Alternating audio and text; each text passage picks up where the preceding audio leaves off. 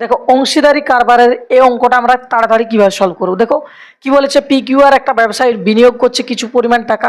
P মোট বিনিয়োগের 1/5 আর Q হচ্ছে মোট বিনিয়োগের 1/4। কি করছে? বিনিয়োগ করছে মোট বিনিয়োগের। এবার বলছে পি কিউ আর এর বিনিয়োগের অনুপাতটা কত বলছে। তাহলে এইখানে আমাদেরকে দেখতে হবে যে 1/5 পি আর 1/4 কত আছে আমাদের কিউ। তাহলে মোট বিনিয়োগটা আমাদের কত, 5 আর 4 হচ্ছে 20।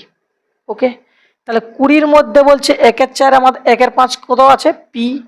তাহলে পি এরটা আমরা প্রথম বের করবো, কত হচ্ছে 4। নেক্সট আমি যদি বলি মোট বিনিয়োগের 1/4 কত কিউ, তাহলে আমাদের কত বেরিয়েছে, এটা 5। তাহলে আমাদের বেরিয়ে গেল P is to Q already 4:5। Then আমাদের কিউটা বার করতে, 8টা বের করতে, সরি 8টা।